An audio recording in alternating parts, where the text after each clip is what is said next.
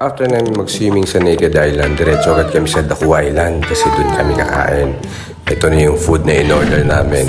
Nakakatuwa kasi si Mudra, yung aking mama, ay merong mga kaibigan dito na sobrang laki ng discount namin sa pagkain na to. Kita niyo naman, napakaganda at sobrang sarap ng mga pagkain. After namin kumain, diretso pa kami sa Buyam Island at doon sobrang nag-enjoy din kami.